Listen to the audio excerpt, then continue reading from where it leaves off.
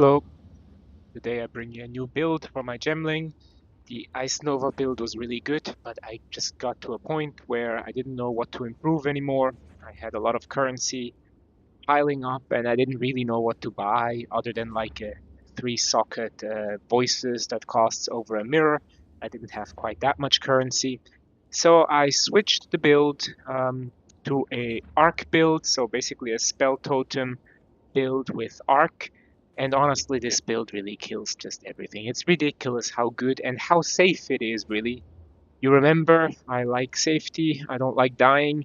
I'm here at 7.3k mana, which is also my life, and it will overflow with mana remnants to over 11k mana. So from an EHP standpoint, safety standpoint, this build is just crazy. And from a damage point of view, this is just ridiculous. This I invested so much currency into this, a few thousand divines for sure, but this is so overpowered that you need so much less to be good. I recorded a few clips for you to show you how it plays. I actually had a grand expedition, a juiced one, where I came across a 10-slot remnant, so you're gonna see me play an Aldur's Legacy remnant. I did turn down those 300 divines. I didn't take them. I took the boon for 5% mana instead, because at the time I really didn't need any more currency. I don't know what to buy. Again, I'm kind of capped out here other than buying new voices or something really crazy expensive. So I took the boon. And then later, just earlier today, I came across a remnant where I would get a hinekora's lock. My first ever in POE2, 1700 hours or whatever played, and I found a lock today, my first one. So I also recorded that. But it's actually just, it's so silly. Here it is. It's so silly how easy these things are with this build, because you stay out of, you stay at a distance, you stay out of danger, and everything just dies.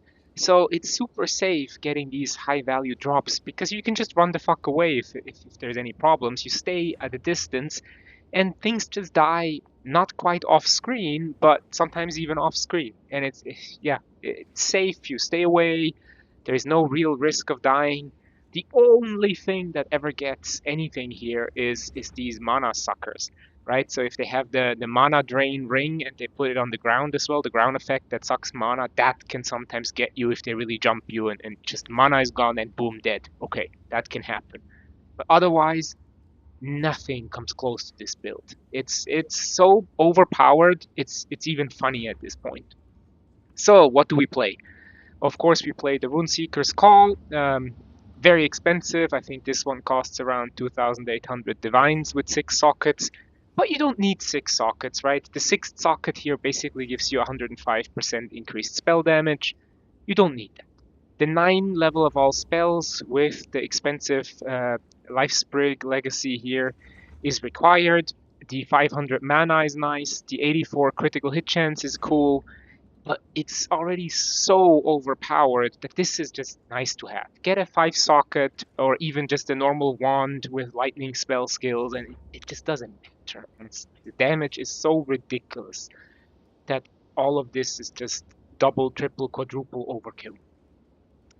I swap my helmet here. Give me mana, give me energy shield, which I convert to mana, spirit reservation efficiency, and a bit of resistances.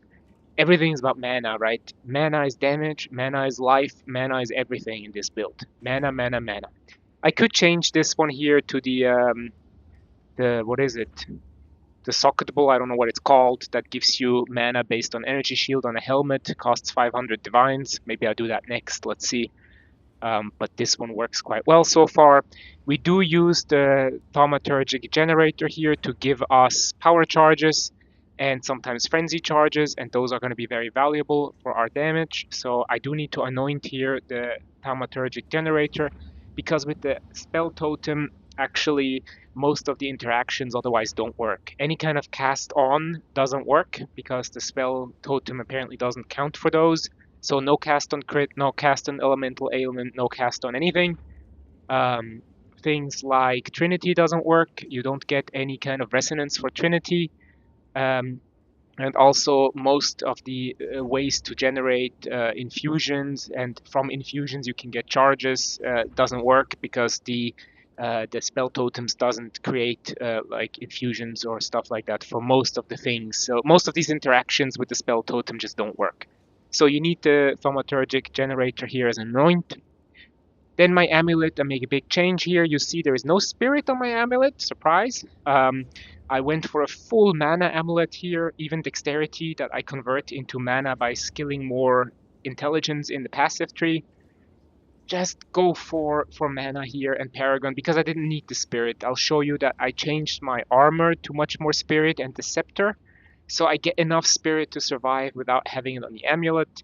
I also don't know what else to get here. I used to have an amulet here that gives me Archmage, but I'd rather have Archmage as a skill gem because then with more quality I can get more damage out of it. So I don't use any of the absent amulets or whatever those are to give you skills. So I go with a lame basic amulet here, giving me just mana, mana, mana, basically. That's it. And Paragon because of quality. Quality is king. You need quality everywhere you can get it. My usual mana ring, so nothing spectacular here, just mana, intelligence for mana. That's it. Lightning damage is okay. Spell damage will be better. Maybe I need to Omen of Light this and try to change it, but whatever, this is good enough. On the armor, I get a energy shield that is converted to mana, then spirit, increase maximum mana, and increased spirit. This is great. You see both of the mana and spirit are at 19%. They roll 1 to 20, which, fuck, why doesn't it do that? Anyway, 1 to 20, which means divining this is a pain in the ass. Getting high rolls on both of these at the same time is near impossible, so I settled for 1919 after re-rolling like, I don't know, 100 divines worth into it. It's fucking painful, but once you get at 2 high rolls, it's actually pretty good. Here with the Fox Idol, of course, for the quality, as always on the Gemling, no change there. Then the gloves I also recently changed. You see that I do not actually have the +2 projectile skills on these gloves anymore. If your arc isn't at level 40, you can get 2 projectile skills here. That is super valuable. But if your arc, like mine, is at 40 without, then I went for the extra jewel because that's 13% damage increase, just this jewel alone. So it is overall more damage if I remove the projectile skills here and get the jewel. You cannot get the Cadigan's Epiphany if you put in the rune to roll marksman modifier on the gloves. You cannot do that. So either you have +2 projectile here or you can get the jewel. You cannot get both.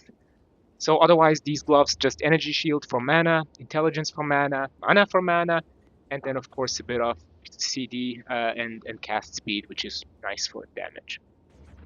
I kept my Mage Blood from before, Diamond for crit chance, Quicksilver for move speed, and Bismuth for all res. I like this one, it's good. Not gonna change that probably. The boots, energy shield for mana. My resistance is to cap them out with fire and chaos. A bit of spirit here because I needed that one to just make it over the hump with all my totems. And yeah, just, you know, stat stick. And then finally, a really expensive scepter for like 1,000 divines with 222 spirit and intelligence and mana. So just really a stat stick for spirit and mana. Get all the spirit I need, get all the mana I need on this one. Then we play the Rite of Passage stag for the best benefits and a couple of other ones here. That's fine. We get the Lavianges here just to get the continuous flask effect because that helps with some of the skills. On the skills, you see that we have balanced gems. Actually, I do not. Oops, I should fix that. Good point. So we should have balanced gems here, 10, 10, and 10. Apparently I made a change and forgot to adjust this here. That's why there is some red gems here in this one, just to balance up for everything the same. We use the Purity of Ice from the Scepter to get cold resistance. Then we have a spell totem. You want this as low as you can to keep it not costing so much mana. So I have 8 levels from the gem to reach level 24 in total. I need to actually check if 24 is the breakpoint or 23 or something like that. I might have made a little change, but you want to have a breakpoint somewhere that you reach in total around 23 or 24 levels. So you get the lowest possible from the gem to reach the breakpoint. Then we put in an arc.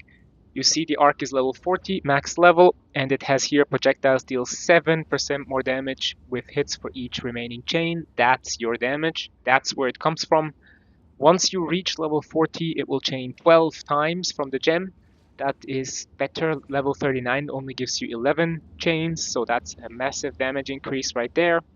And that's where we come with all our damage. Dominus to double your chains. Dialas to get me a level of skills, and the 90% reservation multiplier helps me with spirit. Execute because we're always on low life here with the tech that is coming. And Zenith because we're always at full mana, so just tons of damage. Mana Tempest, you can use it, but the damage is so fucking ridiculous on this build, I never actually use it. I could also remove it. It's superfluous. It's just too much, honestly. Mana Remnants, just overpowered to get you mana. Oops, wrong click, sorry for that. Amazing in giving you mana. Chronic Remnants and Remnant Potency here. Then Blasphemy with Atziri's Communion to get me to low life. And in here I have Temporal Chains, and I do play Elemental Weakness here to get the Curse of lower resistances, Mag Area, and Heightened Curse for more magnitude. This is really a key setup for low life, but by now everybody should know this one and should be quite standard. The charge regulation to give me critical hit chance and skill speed, because as you see I have a power charge and a frenzy charge. So I usually get skill speed and crit hit chance. I run the Alchemist's Boon. This is optional, but here the Gemling quality gives us cast speed during Mana Flask effect. Remember Lavianjas? Continuous Mana Flask effect. So this is 30 spirit, and it gives us 40% increased cast speed all the time. That's fine. That's a good little boon. Do you need it? No. But is it nice to have? Sure, why not? Archmage. That's where a ton of damage is coming from. You see here the 6% total non-channeling spells gain damage as extra lightning, 4 from the gem and 2 from the Gemling extra quality. This is why also here I have quality and don't use it from the amulet, because then you don't get the quality on the Gemling part and you only get +1, so you lose a tiny bit of damage. It's 5% of damage instead of 6, but it's nice to have it, why not?